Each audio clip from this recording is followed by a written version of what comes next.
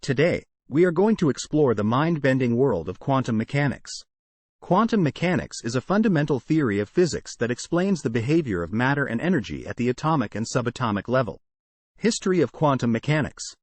The history of quantum mechanics dates back to the early 20th century when physicists were trying to explain the behavior of atoms and radiation.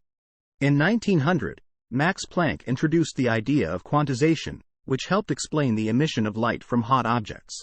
Later, Albert Einstein and Niels Bohr contributed to the development of quantum mechanics with their groundbreaking theories.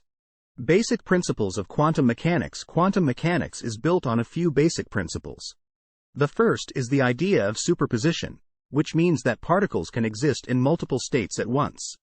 The second is the principle of uncertainty, which states that the more precisely we know the position of a particle, the less precisely we can know its momentum. Finally, quantum mechanics is based on the idea of wave-particle duality, which means that particles can exhibit both wave-like and particle-like behavior. Applications of quantum mechanics. Quantum mechanics has revolutionized our understanding of the universe and has led to countless technological advancements. It is the foundation for modern electronics and has led to the development of technologies like lasers and transistors.